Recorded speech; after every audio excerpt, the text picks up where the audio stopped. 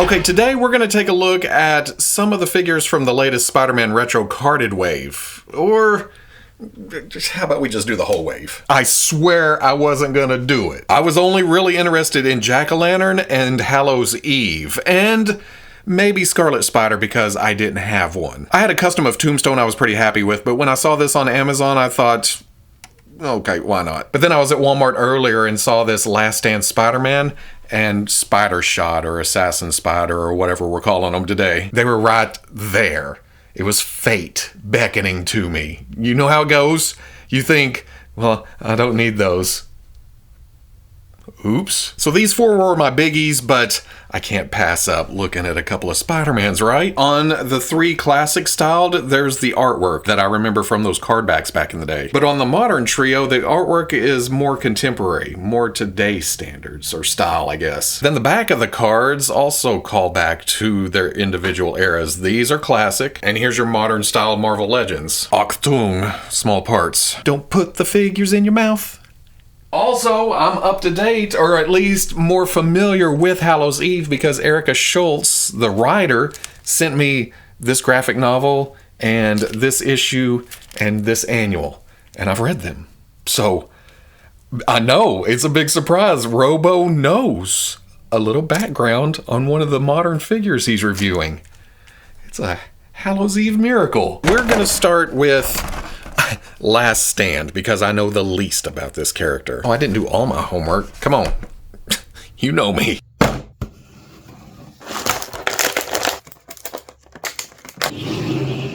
Okay, an interesting looking Spider-Man. Again, I don't know anything about this version.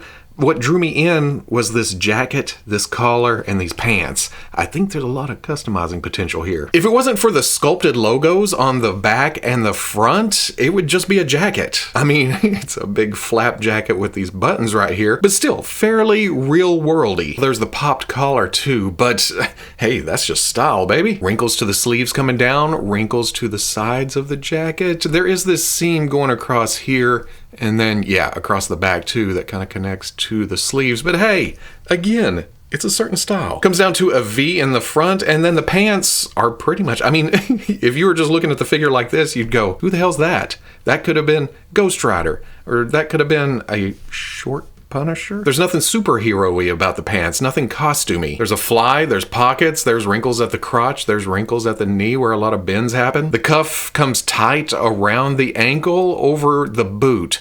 And what's cool about this is you can tell it's a boot because the laces come up and go under right there, but then there's a smoothness to about right here on the back of the leg. Doesn't it just look like they're pulled down over boots? Like it comes up and it's tight right here, and then it goes to skin right there. That's some forethought put into the sculpting. Oh, look, there's back pockets too, of course. Then up at the head, it kind of throws me that there's no web lines, but I also kind of like the plain look with just some Spider-Man lenses embedded. Those are raised and stick out and just look, almost like somebody's drawing Spider-Man. They just haven't gotten to the webs yet. There's a seam line running up the middle that goes, yep, all the way over to the back. Oh, and some sides too, like actual fabric. Again, subtle. It's hard to see when you get away from it. You have to get right up on it to notice those. For something that looks so simple, there's some intricacies to it. Now, I know my first thought when I saw this was there is no articulation at the torso. What's going on there? Thankfully, the jacket comes down and hides a ball joint that gets a fair amount of movement to it. You can go all around. Now, it doesn't look supernatural because you think, well, it's supernatural. We'll get to Hallows Eve here in a minute. But the natural bend point would be here. Going here, it's more of a bow than a crouch. While we're talking articulation, there is a dumbbell joint at the top of the neck with a ball down below. Quite a bit up, even with that collar. And down with some nice tilt. Side to side. Pin coming out to the shoulder, rotates all the way around with a hinge that goes up to there. Swivel at the bicep. Double elbow. Oh, all the way up. Look at that. I accidentally put him into the Thriller pose. Swivel at the wrist with a hinge in and out. Like we talked about, got ball joint at the waist, and now I've got music video in my head. Ball joint coming out to the hip, swings to here and back a little bit. Out, not bad. Swivel at the thigh. Double knee. Oh, also all the way up. Kick his stylish buttocks. Another good thing about the pants being as tight as they are down here, it doesn't get in the way of the ankle hinging back,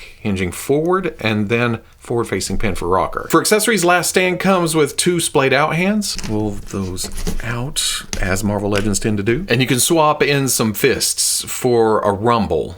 He's got that jacket on. He's just ready for a fight. Next up is Spider Shot, because I don't know a lot about this character either.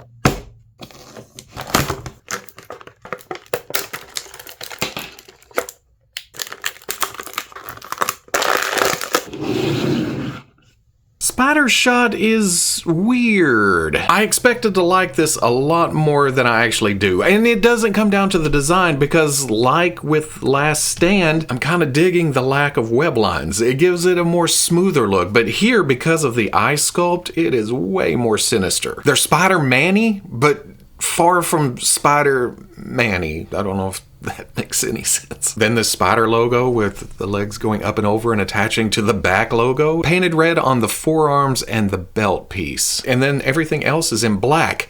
I will say I like the concept. I like the costume. And I should like the body. It's a lot of reuse from the retro-carded regular Spider-Man. At least I think it is. It's the same articulation setup and a lot of the musculature matches. Although you throw some different paint on and I'm kinda, well, maybe not, maybe not. The arms match too, but they're pinless this time around, so they've been modified. Same thing with the legs. Very similar articulation scheme, muscles, striations, shapes. They've just made it pinless. Feet, yep, same shoe size. The only big difference is I thought for a second it was a new crotch piece, but no, it has, see this coming down here? It's the same on here.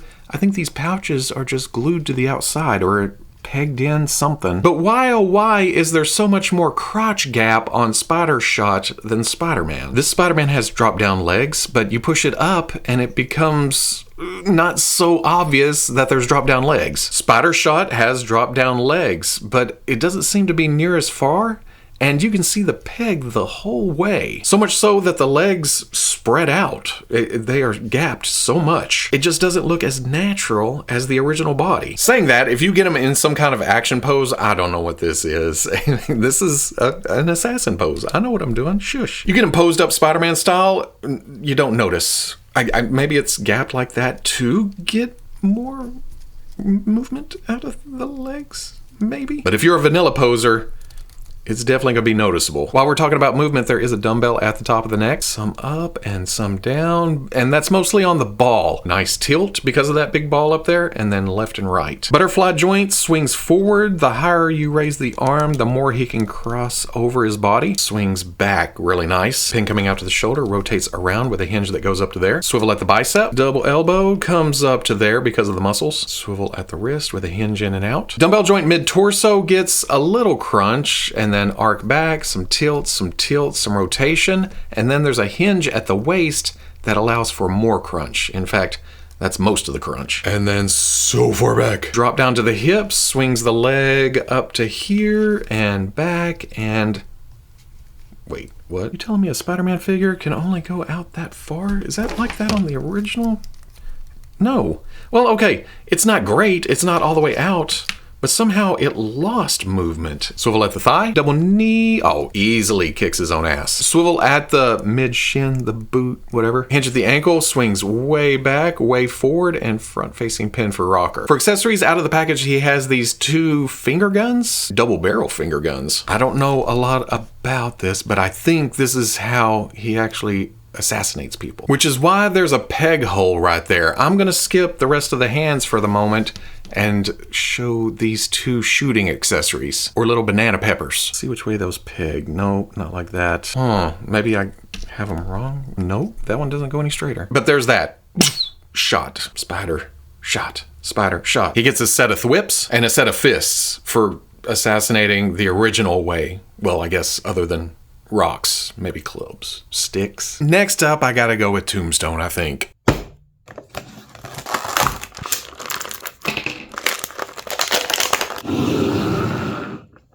Oh, and I am so glad I did not skip on Tombstone, that I swung back around and got him, because honestly, I like him in the suit. So much so that I customized one with a Diamond Select Pulp Fiction body and the Marvel Legends head, and I was gonna be happy with this because he's big. I thought this was gonna be small, but this is just barely shorter than the 7-inch scale body. I thought part of this would be the Marvel Legends Hammerhead, and no, look at that. He's got some hide on him. This new suit body is comparable in size to the first Marvel Legends figure. Well, okay, maybe not. The muscles are more bulgy, the wider torso, but not too far off. You still don't want to pick a fight with this guy. I mean, look at this. Yeah. He's intimidating. He's imposing. I do like that since the jacket is buttoned, that it's pulled under his musculature. You know what I mean? There's a taper. There's a V to it. And then the thick legs coming out of that, some thick arms. This just looks good. And I mentioned it, but I do believe this is a new sculpt. I don't remember anyone in a suit being this big. I have the handkerchief in the pocket, the striped blue shirt with the black tie, some of that shirt peeking out of the sleeve down here with stripes on it too. But then otherwise, it's just suit, wrinkles, pocket, knees, shiny shoes with some laces and a little extra detail to the toe. And I like the different sheen from this to this. Like the two Spider-Mans we've already looked at, there's a simplicity but a complexity at the same time. Ooh. Because then you get to the head and oh, there is all kinds of nice sculpting going on here. He's got that iconic signature Tombstone nose with those red eyes peeking out of the brow. And yeah, he does have those sharp jaws teeth that were off-putting when you noticed them in the comics. The hair is a separate piece, nicely sculpted and molded in a slightly darker gray. The skin also comes off as gray because there's shading to it, especially around the eyes. That adds some depth. And then you get down to the lips and it matches the gray of the hair, so everything just falls into place, works beautifully. The hands are the same shade of albino white, which is just a nice contrast with the black suit. This makes this stand out, and this makes this stand out. It works in harmony, with little accents of blue. Nothing wrong with that. Going over articulation, oh, I forgot. I just looked at the other head and thought there's no neck articulation, at least under the skull. It's swappable at the bottom of the neck with a ball joint. Since that's sunk down in there, there's not a lot of up at all, and just a little down. Not so much tilt as there is shift side to side slightly. I'm a wild and crazy guy. And then of course left and right. Pin coming out to the shoulder rotates around with a hinge that goes up to there. Swivel at the bicep, double elbow. Oh, so nice. Swivel at the wrist with a, up and down hinge because of a trigger finger hand, even though he doesn't come with a weapon. The flexed open right hand does hinge in and out. This is an overlay. Oh, I just tore some of the glue. I could peel it off to see what's under there. Should I? Should I not? That's a big old pick. Let's see what's going on. I'll glue it back shut. I don't have a problem with that. It's a dumbbell with nothing around it. The tie is flexible, gets out of the way, and he would crunch and back and tilt and rotate. But because this is, well, it's supposed to be glued shut, it gets in the way kinda and hinders. Ball coming out to the hip, swings up. Again, this is rubbery, gets out of the way. Back and then out, better than that last Spider-Man. Swivel at the thigh, double knee, oh, pow. Cuff does come down over the shoe a bit. It hinders the hinge going back and forward, and then front-facing pin for rocker. Out of the package, there is a trigger finger right hand and a clawed left hand. Guess what? They pull out. And with that, you can swap in a couple of fists, and maybe he's happy to be going hand to hand, but if he's having a little trouble with Spider-Man, he may get a little angry. You can swap in this frustrated head. It shows off the sharp teeth better. That scowl to the mouth is just comic booky as all hell. And then one raised eyebrow shows off the red eye better with that shine, that sheen in it. I'll get you, Spider-Man. One more look at that before I glue it back shut. That is crazy. There's even some shirt sculpt to the bottom piece. There is just nothing in between. Now we're getting to no specific order. I'm just doing jack-o'-lantern next.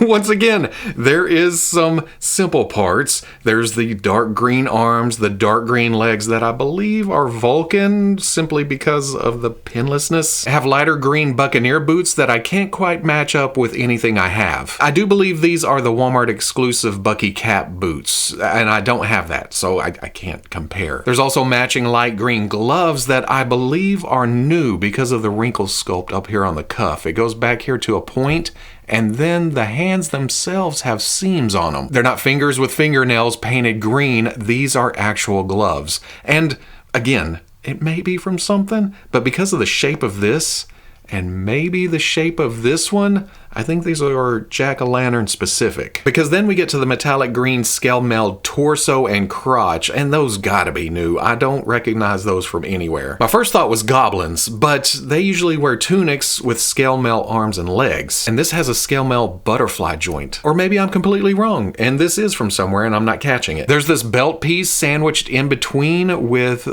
tangerines, with oranges, with some kind of citrus fruits on them. That peg comes into play later. With that, I wish the belt was floating instead of being sandwiched in between, so I could turn this around and have this on front so the peg wouldn't be as apparent. That's me really reaching for something to gripe about. The main draw is this mean mug. It looks like an actual pumpkin with the stripes and the texture and the cutouts for the eyes and mouth. I love that under there is a glossy, smooth yellow. It makes it seem fiery, ethereal, and it stands out against the extra sculpt to the pumpkin itself. Have a stem painted greeny orange up on top, but then there's the fire. This fire being a translucent plastic with this painted part, even though they're both orange, they're two separate entities. It just flows. It fades from a lighter orange to a darker reddish orange. It's just a good look, especially up on the green. It's very Halloweeny. Let's try to get a light behind it, see what it looks like. Oh, yeah, you have to be right up on it, and it turns yellow. That is awesome. That jack is downright mad. It's not near as dynamic as the jack-o'-lantern from, oh my god, 8 years ago, somewhere in there, but it's a lot more sturdy, it's a lot more stable, and it's a lot more mobile. This reminds me more of the handbook, and that cred goes a long way with me. There's still something charming and unique about this, don't get me wrong, especially riding that broomstick. I can have these on two ends of the display maybe, because wasn't there two Mad Jacks, two jack-o'-lanterns? Looking at some reference, it seems he has wrist blasters every now and then. Well, maybe somebody can do some third-party printing or something? Because while I love this color scheme, it would be awesome to have a little more orange here and there. Oh, and I forgot to mention the scarf. It is a floating piece to hide the lack of neck going up there. It does gap up, and I guess if you look up and crunch down, you also get some gap there, but it's not a huge deal. You can do that, or like that's hanging down. Going over articulation, there is a dumbbell joint at the top of the neck.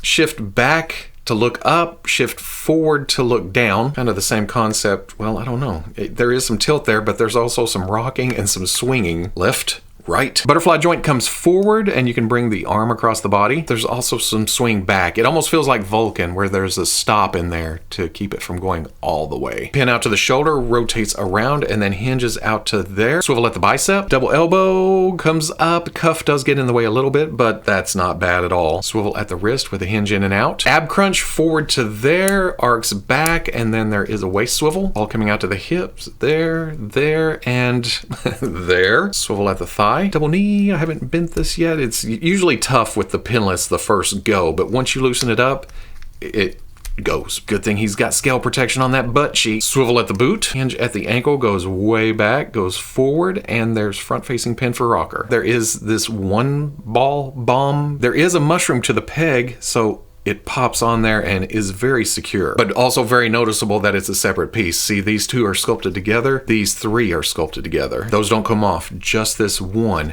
But what's also nice is this hand is sculpted to just grip it. There's no need for a peg.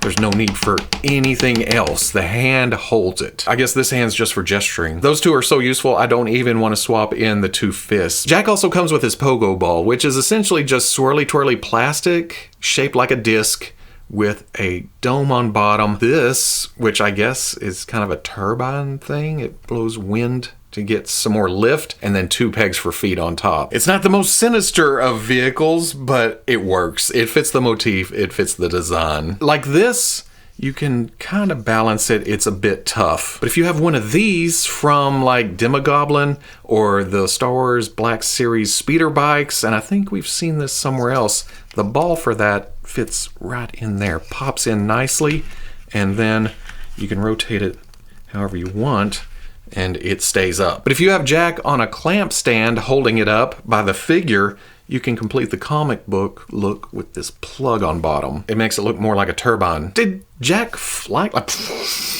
Or was it more of a pong, pong, pong? It's been a while. The disc doesn't have a lot of surface area, and the pegs are kind of close together, all while the figure is not as agile as some of the Spider-Mans. He looks awkward, but at the same time, it feels like this character with this look would be a little awkward. You know, pong, pong, pong, pong. Keeping with the orange theme, we gotta do Hallows Eve.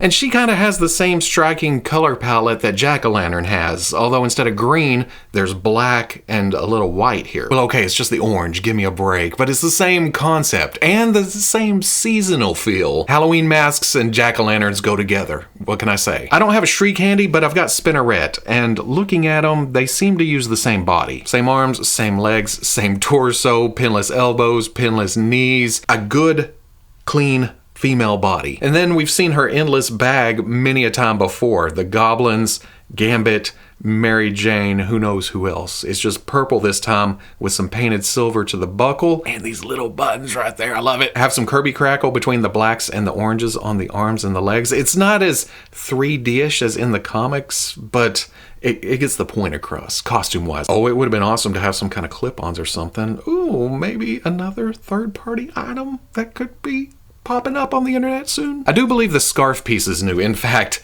here it is. The jack-o'-lantern clasps on the front with a point, and then it goes over in 2 segments and then tatters towards the ends. And that gives us a better look at the hood and the head, which I don't know. No, I think, oh, nope.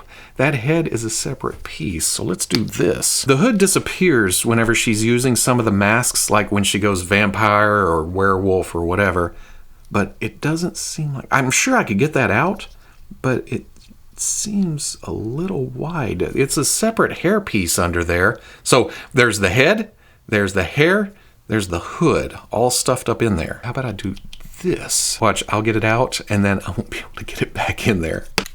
Oh, there we go. Just need a little prying. The hair is only sculpted here, and then it just goes flat because it's never meant to be seen. It's supposed to be under that hood. But it's not bad for her actual hair in the comics. It does come up to here, again, to allow articulation. Should be easier to get. Yeah, okay, just push. There's purple straps painted on the torso too. A little plain because it's not sculpted, but it's under the hood, it's under the head, it's under the scarf, it's under the endless bag. So it's not noticeable. Everything works together nicely. Well, okay, the bag, again, it's made for older, bigger figures, but it is curved around her body shape. So it goes, I said, go under there. Tuck it away, and then there, and not bad. Then for the face, have the white skin, the black bat-like mask, and that devious grin. And some yellow poking out for the eyes. That's neat. Going over articulation, there's a lot of stuff stacked around the neck, so her looking up with the hinge and ball on top. You can kind of force it up under the hood to look up some more. Not bad. Then you have to move all that around to look down. Not much tilt. Can look side to side. There's some flex to the hood right there. Pin coming out to the shoulder rotates around with a hinge that goes up past 90. Swivel at the bicep. Double elbow all the way up. Swivel at the wrist with a hinge in and out. Dumbbell mid-torso, a little crunch, a little arc, some tilt, some rotation. Ball coming out to the hip. Forward, back, and out. Swivel at the thigh. Double knee first. Oh, yeah. Hinge at the ankle, goes back, goes forward, and front-facing pin for rocker. For accessories out of the package, she has 2 grip hands. She has the usual female splayed-out hands, and then we've also seen these fists quite a few times. I'm leaving the grip hands in, though, so she can hold her 2 masks. She comes with the devil and the vampire. And you can kind of wedge it up under the hood, like she's just putting it on. But in the comics, once she puts it on, her facial features become the mask, whether it be the vampire or the werewolf or the ghost. Many, many, many masks that we've seen so far. So in order to show that power, she would need alternate heads and sometimes alternate arms and legs. She even put on a Captain America mask, and most of her costume changed to something Captain America-like. Then she also had a Hulk mask. So what I'm saying is there could have been a lot more mask accessories. Like I've said several times in the past 5, 10, 15 minutes, oh man, Somebody needs to start doing some 3D printing. I'll display her like this,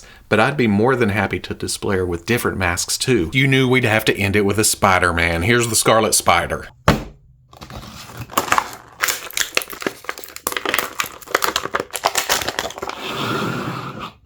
Now, the reason I never had a Ben Reilly Spider-Man or Scarlet Spider like this is because this came along after I got out of comics. This is my least recognizable version of Ben. I like it more when he goes for something that is more Spider-Man-y, but veers off a bit more, if that makes any sense. Something more streamlined. But once I saw the promo pictures for this and how they did the sweatshirt without the sleeves and cut off at the waist, I thought, you know what?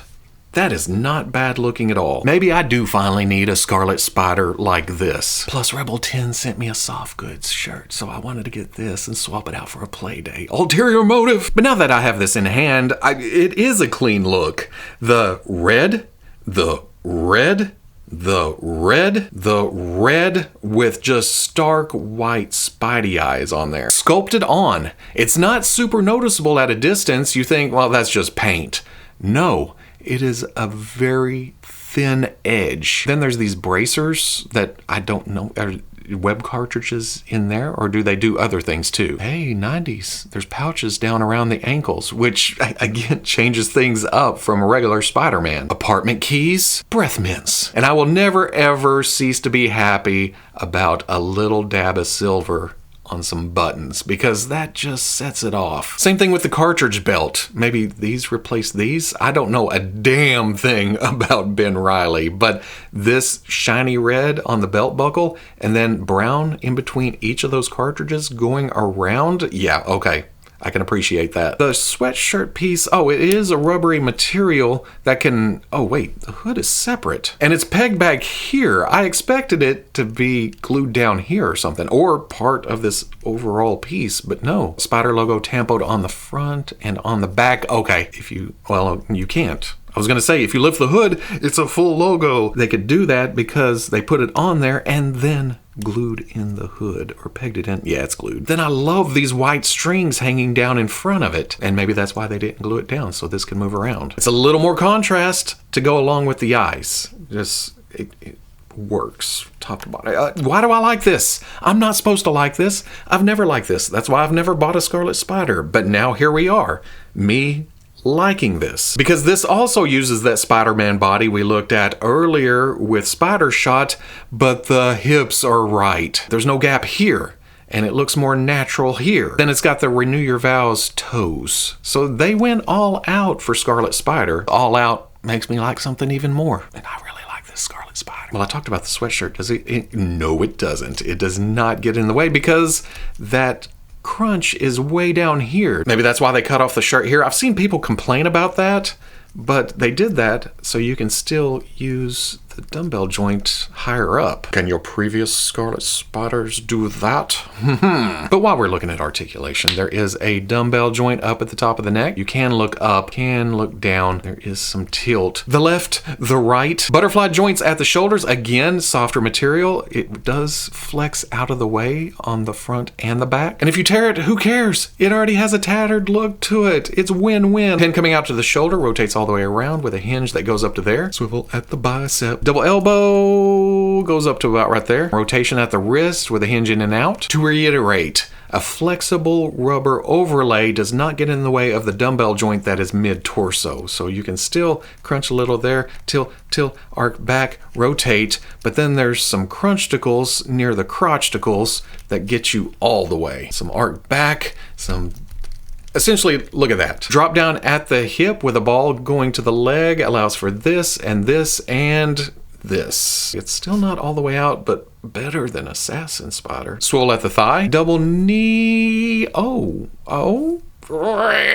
Swivel at the boot without being a boot. Hinge at the ankle goes back, goes forward. Front facing pin for rocker. Toe joint goes to there. For accessories, Scarlet gets the full array of Spider-Man hands. There's 2 fists. When you pull these off, I'm gonna say, yes, be careful that the bracer doesn't go flying off into carpet monster land. 2 thwips, and there are 2 wall crawling. Size-wise, quite the dip and then back up. Jack-o'-lantern is about 6.5 to the top of the pumpkin and almost 7.5 to the top of the flame. Last Stand stands about 6.25. Scarlet Spider is about 6 5/16. Hallows Eve is 5 3/4 to the top of the head and about 6 3/16 to the top of the hood. Spider Shot is about 6 1/4, and then Tombstone is right about 6 3/4. Here's Ben with Hallows Eve, since they're a couple alongside Peter Parker Spider-Man. Here's Spider Shot and Last Stand next to that classic Spider-Man, and again, I didn't expect this figure to be this big. For some reason, I thought it was going to be shorter, smaller. Put the old Tombstone head back on the old Tombstone body, but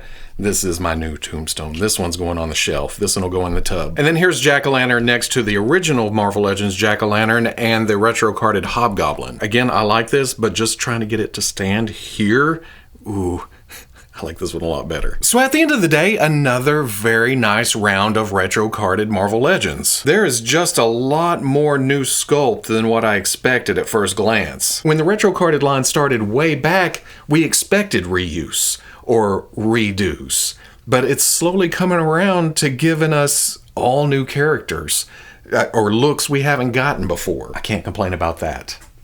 It's more Marvel Legends, bring them on. Now, I don't know what I'm going to do with Last Stand. I just bought it because of the look and potential custom fodder, but now that I have it out, it works for what it is. And there's always the Spider-Verse shelf. If you don't know what to do with the Spider-Man, Spider-Verse, it's from another universe. The rest are going on the main shelf. I love Jack-o'-lantern. I love Hallows Eve. I love Tombstone. And yeah, I even love Scarlet Spider. But Spider Shot, I don't like it near as much, and I think it's the crotch, the hips that are tainting my opinion of the overall figure. Like I showed, you can get it into poses and it hides that, but I went to stand them in vanilla pose right here, and it was just like, no. Compared to the rest of this wave, he falls short, but only because the rest of the wave is so kick-ass. I'm so happy I didn't skip on the ones I was going to skip on. Except for one.